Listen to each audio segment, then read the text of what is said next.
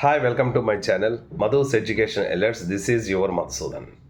ఈరోజు ఈ వీడియోలో ఎంసెట్ అలాగే తెలంగాణ ఎంసెట్ ఈ రెండు రిజల్ట్స్ ర్యాంక్స్ వచ్చిన తర్వాత చాలామంది స్టూడెంట్స్కి వచ్చే డౌట్ ఏంటంటే ఒక పెద్ద ర్యాంక్ అంటే దాదాపు 1,00,000 పైన ర్యాంక్ వచ్చేవాళ్ళు, అలాగే 90,000 80 ర్యాంక్స్ వచ్చేవాళ్ళు మాకు సిఎస్సి సీట్ వస్తుందా రాదా, మేము సాఫ్ట్వేర్ సైడ్ జాబ్లో సెటిల్ అవ్వాలంటే అవుతుందా లేదా, మంచి కాలేజీలో సీట్ వస్తుందా రాదా, మేము కోరుకున్నటువంటి సిఎస్సిలో స్పెషలైజేషన్ ఏమైనా వస్తుందా రాదా, మేము ఒకవేళ రాకపోతే ఏం చేయాలి, ఇది చాలామందికి ఉన్నటువంటి ఒక పెద్ద ప్రశ్న.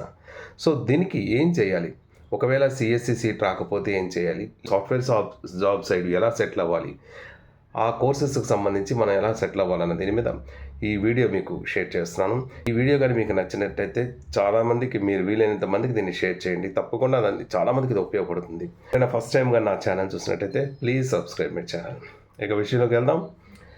జనరల్గా మనకి ర్యాంక్స్ రిలీజ్ చేసిన తర్వాత ఏ కాలేజీలో మనకి మంచి కాలేజీలో సీట్ రావాలి అంటే ఒక కట్ ఆఫ్ అనేది ఉంటుంది.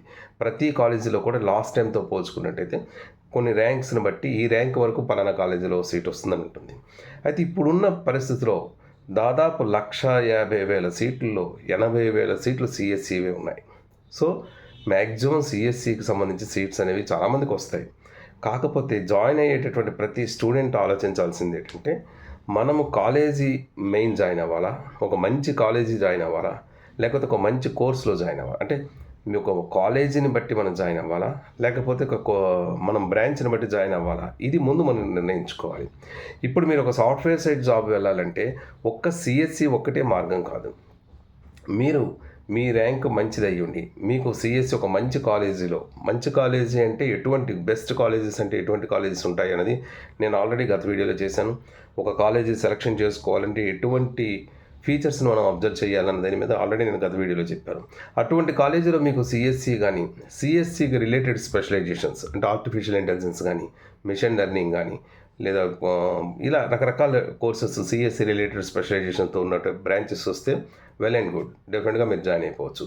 కానీ అటువంటివి రానప్పుడు, మీ ర్యాంక్ పెద్దదయ్యి అటువంటివి రానప్పుడు ఏం చేయాలి, ఎలాగైనా నాకు సిఎస్సి కావాలని చెప్పి ఏదో ఎటువంటి ఫెసిలిటీస్ లేనటువంటి కాలేజెస్లో మీరు జాయిన్ అయినట్టయితే, మీరు కోర్సు సిఎస్సి చేసినా ఎటువంటి స్కిల్స్ లేకుండా ఆ కాలేజీ నుంచి మీరు బయటకు వస్తే, మీకు సాఫ్ట్వేర్ సైడ్ ఎటువంటి స్కిల్స్ లేనప్పుడు మీకు జాబ్స్ రావడం చాలా కష్టం అవుతుంది.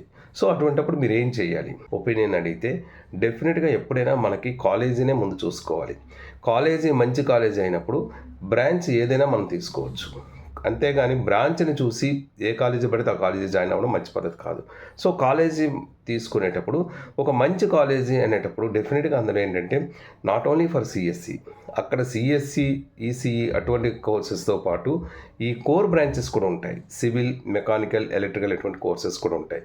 మరి ఈ కోర్సెస్ తీసుకోవడం వలన మేము అనుకున్న సిఎస్సికి సంబంధించినటువంటి సాఫ్ట్వేర్లో సెటిల్ అవ్వలేమో అని మీరు అనుకోవచ్చు.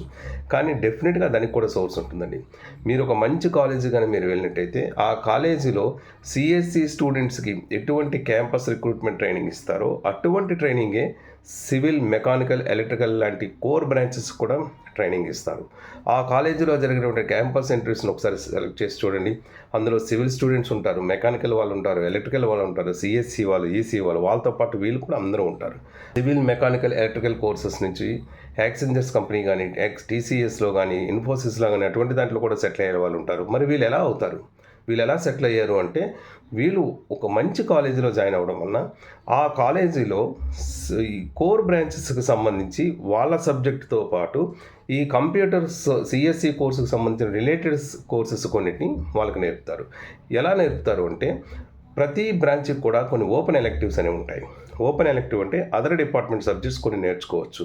సో అదర్ డిపార్ట్మెంట్ సబ్జెక్ట్స్ నేర్చుకునేటప్పుడు ఒక సివిల్, మెకానికల్, ఎలక్ట్రికల్ స్టూడెంట్స్కి వాళ్ళు సిఎస్సికి రిలేటెడ్ కోర్సెస్ అన్నీ కూడా వాళ్ళ సబ్జెక్ట్స్ని కొన్ని నేర్చుకుంటారు. ఇప్పుడు సిఎస్సిలో కొన్ని ఇంపార్టెంట్ సబ్జెక్ట్స్ కొన్ని ఉంటాయి.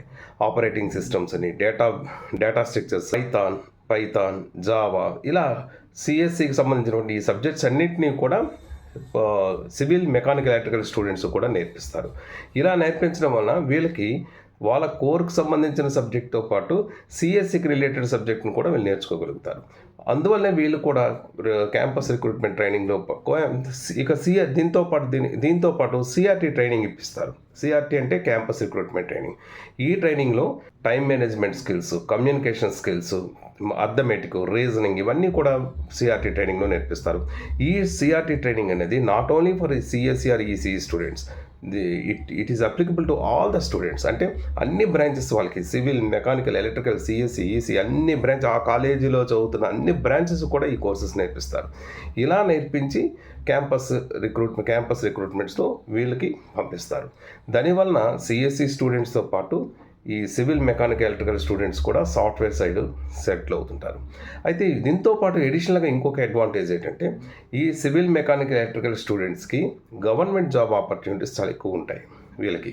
సో వాళ్ళు వెళ్ళాలని ఇంట్రెస్ట్ ఉంటే సాఫ్ట్వేర్ సైడ్ వెళ్ళొచ్చు, లేదు గవర్నమెంట్ సైడ్ మేము సెటిల్ అవుతాం అనుకుంటే గవర్నమెంట్ జాబ్స్కి సర్వీస్ కమిషన్స్ ద్వారా రాసుకుంటూ రైల్వే టెస్ట్, ఆర్ఆర్బీ ఉంటాయి, బ్యాంకింగ్ సైడ్ ఉంటాయి, అలాగే గవర్నమెంట్ పోస్ట్ ఉంటాయి. ఇవన్నీ కూడా సర్వీస్ కమిషన్ ద్వారా కానీ, ఆర్ఆర్బీ టెస్ట్ ద్వారా కానీ, లేదా బ్యాంక్ టెస్టుల ద్వారా కానీ వీళ్ళు గవర్నమెంట్ జాబ్స్లో కూడా సెటిల్ అయ్యే అవకాశం ఉంటుంది. ఒకవేళ అది వద్దనుకుంటే సాఫ్ట్వేర్ సైడ్ వెళ్ళాలనుకుంటే సాఫ్ట్వేర్. సో రెండు వైపులు కూడా వీళ్ళకి ఒక అవకాశం ఉంటుంది. కానీ ఇవన్నీ ఎప్పుడు అవుతాయంటే కేవలం ఒక మంచి కాలేజెస్లో మీరు జాయిన్ అయినప్పుడు మాత్రమే ఈ ఫెసిలిటీస్ అందరికీ ఉంటాయి. అలా కాకుండా ఏదో ఒక నచ్చిన కాలేజ్ ఏదో ఒక నచ్చింది కదా కాలేజ్ అని చెప్పేసి ఎటువంటి క్యాంపస్ సిఆర్టీ ట్రైనింగ్స్ లేనటువంటివి, ఇటువంటి నేను ఇప్పుడు చెప్పినటువంటి ఈ స్కిల్స్ నేర్పించినటువంటి కాలేజీలో మీరు జాయిన్ అయ్యి అక్కడ మీరు సిఎస్సి చేసినా కూడా రిలీవ్ అయిన తర్వాత ఖాళీగా ఉండడమే, ఎటువంటి జాబ్ లేకుండా. అదే ఒక మంచి కాలేజీలో సివిల్, మెకానికల్, ఎలక్ట్రికల్ చేసినా కూడా మీకు డెఫినెట్గా ఈ కోర్సెస్తో పాటు నేర్చుకుంటారు కాబట్టి మంచి స్కిల్స్తో బయటకు వస్తాడు. డెఫినెట్గా సాఫ్ట్వేర్ అయితే సాఫ్ట్వేర్ సైడ్ వెళ్తాడు, లేదా గవర్నమెంట్ జాబ్ అయితే గవర్నమెంట్ జాబ్కి వెళ్తాడు. సో దీన్ని కొద్దిగా ఆలోచించి మీకు ఎవరికైనా సిఎస్సి బ్రాంచ్ వస్తే వెల్ అండ్ గుడ్, ఒక మంచి కాలేజీలో సిఎస్సి బ్రాంచ్ వస్తే వెల్ అండ్ గుడ్. ఒకవేళ రాని పక్షంలో నెక్స్ట్ ఆల్టర్నేట్గా ఈ బ్రాంచెస్లో ఏవి తీసుకున్నా మీరు జాయిన్ అవ్వచ్చు. బట్ ఒక విషయం, ఇప్పుడు నేను చెప్పినటువంటి ఇవన్నీ కూడా ఆ కాలేజీలోని ఆ ట్రైనింగ్ ఇస్తున్నారా లేదనేది మాత్రం చెక్ చేసుకొని అప్పుడు మీరు జాయిన్ చేయండి.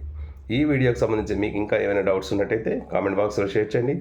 తప్పకుండా నాకు తెలిసిన ఇన్ఫర్మేషన్ మీకు ఇస్తాను. Thank you so much for your watching.